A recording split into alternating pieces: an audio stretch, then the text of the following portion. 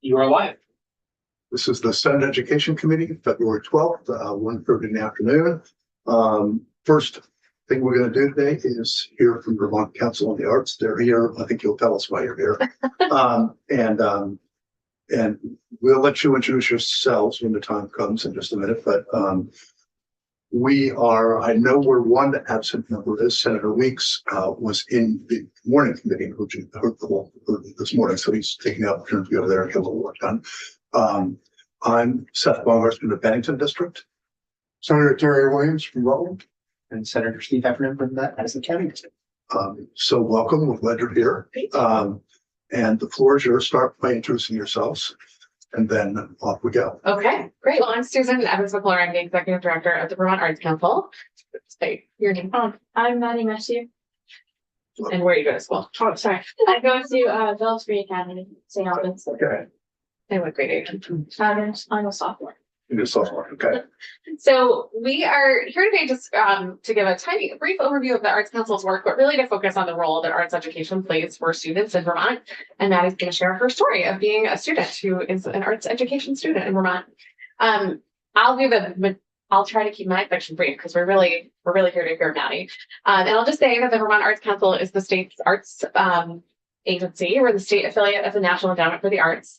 And our mission is to cultivate and advance the arts and creativity throughout Vermont. Our work is really based in creating a state where artists thrive, where creativity is at the heart of our communities, and where everyone has access to the arts in their lives and education. We work primarily as grant makers, so we take state, federal, and private funds and invest them directly in our communities through grants to artists, educators, arts organizations, communities, public art grants. And then we do a lot of training for artists and the arts sector. We know that our grant funding will never support the entire arts and culture sector in the state of Vermont, but we also work to train the arts sector so they can have access to resources, business development training, really thrive on their own as much as possible. The Arts Council in FY23 granted just over $3.2 million funding to every county in the state. And while that is a substantial investment in the state, it is only 45%. We've only been able to cover 45% of the grant applications we've received in the past 5 years. And just to start short, but where did you get the money to then distribute? So the way our budget works is we're about 40 to 45% federally funded and with a required state match, and then we do private funding. So there's 56 state and territorial arts agencies. Every state and territory has one. The National Endowment for the Arts gets their funding from the federal budget. They distribute it to those 56 state and territorial arts agencies. That funding requires a dollar for dollar state match. And interestingly, the Vermont Arts Council is the only independent nonprofit arts agency in the entire country. So we were created in statute and we act as the state's arts agency, but we are an independent nonprofit, which means we are able to privately fundraise, and we do. And we're very specific about our fundraising because we want to make sure we're not in competition with the arts organizations around the state, but instead we focus on private donors who want mainly to grant directly to artists and don't have the interest capacity time to do that. So we're able to supplement our state and federal dollars with private funding. And we've really increased that over the past few years, the amount of private funds we're able to raise. And it's definitely an area where we continue to grow, but our base of funding is state and federal funding. So just a moment about today is Creative Sector Day. So you'll hear from us today, but we invite you all to join us in the Cedar Creek Room at 3:30. We'll be doing a reception with circus artists from Circus Smirkus, which is always a fun way to end the day. There'll be snacks. And the Creative Sector Day is really about telling the story of impact that the creative sector has across the state. Arts and Culture Interstate produced $1.2 billion in Vermont's economy in 2022. And on top of the demonstrated economic impact of the arts and culture, we also know that the arts are a way to bring our communities together. They're what help us understand ourselves as people. And they really build bridges in a time where we all need some bridges in lots of ways. We do a lot of work, and I'll transition to arts education here. We do a lot of work around arts education at the council. We really know that learning in and through the arts is vital to living fulfilled whole lives. And we do direct grant programs for early childhood arts programming, arts residencies in school, arts arts experiences for older Vermonters through our creative aging program, and we do a lot of training of artists, teaching artists as well. Thinking about the impact of arts on students and our communities, then in the 2024 Vermonter poll, 87% of people agreed that the arts and culture are an important part of K-12 education in Vermont. There are lots of benefits for students and communities on arts education and from art that result directly from arts education in schools, including a demonstrated economic return on investing in arts education and an increase in graduation rates for students who participate in arts education. But most importantly, and I could sit here and cite education outcome statistics linked with arts education all day long, but really most importantly, arts learning experiences help students understand themselves and communicate about who they are to the world. And all of the educational outcomes in the world can't fully explain, the look on a student's face when they come off the stage after their concert performance, or when their teacher reads their poem aloud to the class, or when they see their artwork hanging in the hallway for other students to see. So we know that it's really important as we move forward in the future of education in Vermont, which we see it needs to and is changing, to ensure that arts education is really at the center of student learning. We often work with Vermont Music Educators Association and Vermont Visual Art Teachers Association. They recently did an op-ed in VT Digger that outlined some really clear 3 steps that our sector and arts educators are requesting of the state to do in partnership with arts educators. The first is to conduct a statewide assessment. I have talked with our Secretary of Education about this. We don't have the data right now to be able to know what students are experiencing across the state in terms of arts education. We know there are gaps, and we also know that there's often huge equity issues. And if where you go to school ends up determining the kind of level of arts experiences that you are getting, which becomes really problematic. We're also asking to establish minimum standards for K-12 arts education in the state, and to update the educational quality standards to include enforceable benchmarks for arts education. There are EQUIS education quality standards now for arts education, and if you choose to do that in your school, you can follow them. But what really, and we're looking at a statewide solution to this, is making sure that those benchmarks are applicable to all schools across Vermont, so that we can ensure that all of our students are receiving an equitable opportunity to experience the arts for themselves. My background is in arts education data. I could talk about it all day, but I don't want to bore you with that. And I'm happy to take questions, or Maddie, do you want to take it away? Sure.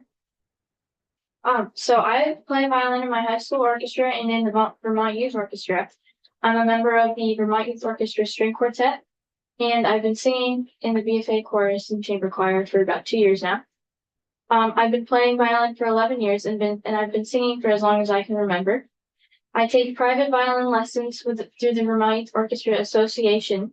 I've been in the VMEA District 1 choir for 2 years now. I've received 2 District 1 scholarships, and I have recently been awarded a Vermont All-State Scholarship. Last year, I had the privilege of being part of the All New England and Vermont All-State Orchestras, and this year I will be concertmaster of the All New England Orchestra. Music has always been a part of my life. Both of my parents are public school music teachers, and I am fortunate to have such an amazing school music program at BFA St. Albans. My father plays piano and is the chorus director at BFA St. Albans, and my mother is a violinist and is the band and orchestra director at Swanton Elementary School. Outside of music, I like to run outside for cross country and track and field, and I love to learn about astronomy. I am in BFA student government, and I enjoy spending time with friends and family. I remember the first time I went to the violin shop to get my violin. I was 4 years old, and I was very excited. The first time that I held my violin, I remember thinking, wow. I had seen and heard my parents playing instruments and singing for my entire life, and I instantly fell in love holding an instrument for the first time. When I started violin, I had no idea what was to come of my love for it. I took private lessons soon after and gained more skills as time went on. I started playing in the Vermont Youth Orchestra Association when I was in 6th grade, and my friendships doubled, my happiness doubled, and my love for music and the arts quadrupled. I started in Vermont Youth Strings, where I made so many friends and had an amazing experience. I got to perform a live solo with a live orchestra at the Flynn Theater, and that opportunity helped me to grow and become more confident in myself and my playing. Once I moved into the Vermont Youth Philharmonia, I started private lessons with one of my former teachers. He pushed me to become a better musician, and he taught me to be methodical as a student in school, from applying practicing techniques to studying techniques and managing stress. Once I got into BYO, I gained many opportunities. Making it into the Vermont Youth Orchestra and being surrounded by supportive adults and talented peers has helped me gain the confidence to pursue a placement in the All New England Orchestra, Vermont All-State Orchestra, Vermont All-State Scholarship, and District 1 Scholarship.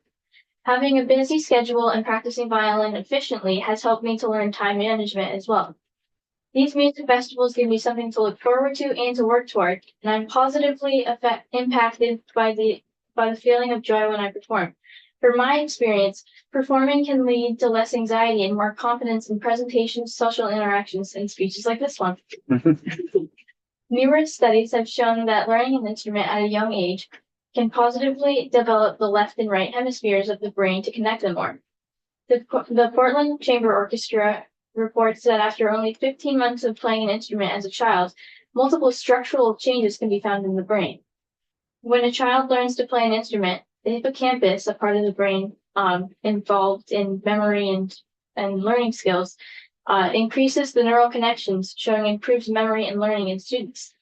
Another aspect of learning an instrument regarding development is that I noticed that a lot of people in BYO and also kids in band, orchestra, and chorus are in accelerated classes and are generally on honor or high honor roll in school. They are also usually involved in many activities and sports, both in and outside of school. It is proven through studies that students engaged in musical activities in schools academically perform higher, and they generally have a higher attendance than for students who don't participate in music courses. A major reason why some of my friends come to school is solely to play music in band, orchestra, or chorus, because they have such a connection with musical students and teachers, and it makes their day. Through my musical journey, I have learned, at least musically, about other cultures. In the BFA chorus, we perform songs with German, French, Swahili, African American, spiritual, Irish, and other influences. We dive into the history of these traditional songs and learn in a way you can't learn in a history class. In music, you have to put tone and expression into the performance the way the composer wrote it. This gives the audience and performers a chance to understand what the composer expresses or tries to say with this music. It helps us to understand historical references in the music and how the composer felt in these events. In the BFA Orchestra and BYO, we perform pieces with all kinds of influences from around the world, like Chinese, Russian, Spanish, Czech, Greek, and more. Music and other arts classes are crucial to include for students in school. Not only is it an emotional outlet and it teaches students to have emotional maturity, but it also advances their brains cognitively as well as creates bonds, connections, and relationships with many people. I'm fortunate to have an amazing music program, but not everyone will get equal opportunities regarding the arts if cuts are made to schools.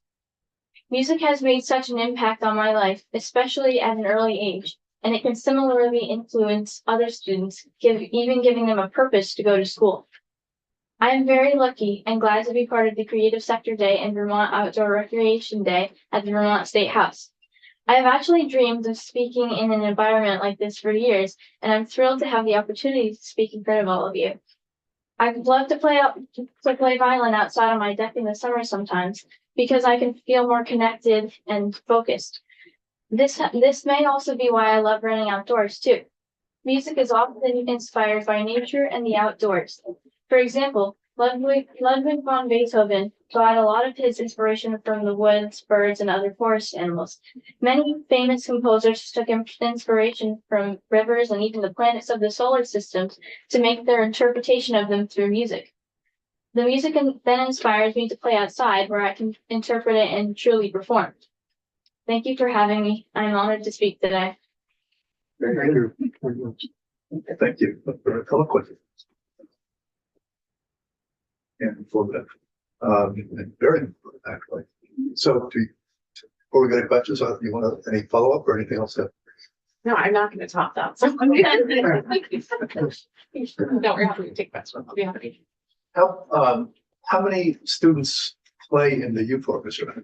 I think there's about 75 kids just in the youth orchestra, but in the entire program, we have over 200. How often do you get together? We get together on Sundays for about 3 hours. Every Sunday, Yeah. the youth orchestra? So people come from all over Vermont? Yep. Okay, where do you do that? Burlington or? We do that at the Ellie Long Music Center in at St. Michael's College. Okay, And Rosina Canizero is executive director of BYOA too, and she's here as well. okay. Welcome. Any questions? And how about the new, you said you also are participating in New England Yes. Orchestra. How is that summers or is that year round as well, or how does that work? So it's a music festival that is pretty prestigious to make it into. And people from all over New England come to it, and yeah. But so it meets in March for about 3 days, but you have to practice the music a lot before then. And you have to get invited to be there. Yes. And how does that happen? So you have to audition for that. And I think for violin at least only like 30 people make it out of the many who audition. Yeah. Okay. I think your point, by the way, and I've heard school people like principals and others say in a way, you talked about it through music, but I've heard principals say that students like you who are deeply involved in something and defend the passion for something, in your case it's music, also tend to do better at school. Mhm. And so the connection that you're making from the importance of the arts to overall achievement is really well taken. That's a point that's good for this community here. So thank you for doing that. Thank you. Right. I mean, I played the violin. I'm sorry I came in late. I heard the end of what you were saying. Do you feel like, and I'm sorry if I missed this, do you feel like kids are getting access to instruments, and like, is there just a really big gap if you don't have parents that can support you? Well, I mean, I think financially sometimes it's hard, so I think equity could help with that a little bit more, because some students might not have the money to buy a violin or a trumpet or whatever instrument they want to play. But so I think that there could always be progress made towards being able to access instruments. But I think in my school district, we have a very good music program. Great. And I'll speak to that from a statewide level that, and on a personal note, when I moved to Vermont 20 years ago, I thought, oh, I'll just be an art teacher. That's my background. And becoming an in-school art teacher in Vermont was like harder than winning the lottery. It was like there were no open slots. Everyone wanted to do it. It was the most qualified people in America. And now there are significant openings in all of the arts disciplines in public schools across the state. And what we're really hearing from arts teachers is that it really depends on your school, right? Some schools really value the arts and have amazing programs and really see their arts teachers as kind of part of the faculty. Because arts education is not cemented in Vermont's statewide school as far as they are, as far as they have statewide standard, the arts aren't always on equal footing. What happens in many schools is that arts teachers are not treated as full faculty. Sometimes they're not even a full FTE position for an arts teacher, or they're split across 4 schools. And actually what we've really seen coming out of the pandemic is the pressures that arts educators are under to meet the mental health needs of students. There's often an assumption that the arts are kind of touchy-feely and we can handle that kind of thing. But what we're hearing from a lot of arts teachers is that they are often students who, for schools that don't have enough mental health support services for kids, they say, oh, well, we'll just put you in an art class. So the art classes, well, often this often is a place, right, where students can express themselves and learn who they are. And also that's not the training of our arts educators. They are trained to be arts educators, which is a trained and certified profession, but that puts a lot of pressure on them. And it's a really hard job right now to be an arts educator in Vermont. You also see arts educators who are like doing amazing things under incredibly high pressure situations, but it is something that we at the Arts Council want to take a lead on looking at across the state of how do we ensure that we're working in partnership with the Agency of Education on setting those standards and then also supporting the teachers to meet the needs of students. Yeah. When I was in elementary school learning the violin, my music teacher stayed with me after school and taught me, more songs, like the songs the middle and high school kids were learning at the time. And what I don't think he knew or he didn't ever ask was that was my after school care, like I didn't really have another option. And he'd save me from, just being lost somewhere on the streets. So it's really glad to hear that it's such a life-changing thing. Been a terrific Southern question. Question, did you ever play any other instruments? Well, so violin, since I have worked so much on being able to read sheet music and like being able to express myself through violin and singing I've been able to learn other instruments much easier than if I didn't know how to play violin. So I've learned a little bit of guitar, ukulele, piano, It's a viola, discipline, cello. that's for sure, yeah. So did you play in the band at your high school? Well, when I went to elementary and middle school, I played clarinet for about a year. Nice. But yeah. Great, thanks. And we often find that the skills that you learn through arts education, many people, I also did a lot of music. I'm not a professional musician anymore, but you're not always taking arts classes or learning arts to become a professional artist. If you do, we love that. We want you to succeed in Vermont too. But really we see that the things you learn through arts education are really the skills you need to be a human being in the world and to succeed in any job or any career path that you have. The person who encouraged me to run for the legislature, who ran herself with a graduate student at UVM, and we were both in the Latin Jazz Club. Oh my God, I love that. Yeah. And I don't know. I think you heard me say today. I don't know if this is a fact, but I'm gonna say that I think the Vermont legislature has more artists and performers and creatives than any other legislative body in the country. I'm gonna stand by that. Okay, well, thank you. Thank you so much for having us and for all the work you're doing in a really complicated education landscape right now. And hopefully we'll see you at 3:30 for certificates reception and theater treatment. That's very cool. One that you may or may not know, you were speaking on, like you go to a larger high school. Are you finding that the more rural are lacking just because don't have the people and don't have mainly the people? I don't even think the money is the worry as much as having as many people interested in the arts. We often find that it is definitely a bigger challenge in rural schools, and it's often because they don't have the teachers. It's not really the interest level. I think the kids would do it if it was offered there. Sometimes you can't get teachers to go, or the school is so small that they'll split the position between like 4 or 5 schools across the region. Which I think this is a really important equity issue with arts education. When schools in major cities or bigger areas cut their programming, there are often nonprofits that step in to fill those gaps.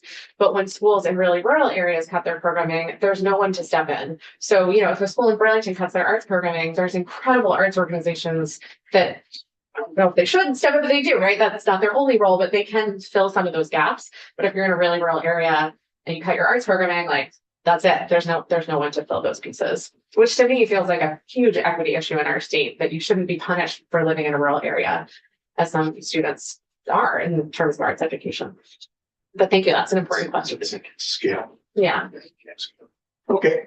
Thank you so much. Yeah, so thanks for coming in. Good luck in your future. Gonna be a professional violinist? Is that what you're looking for? Maybe. We'll stay on actually, because you're about to come up, right? Oh, no.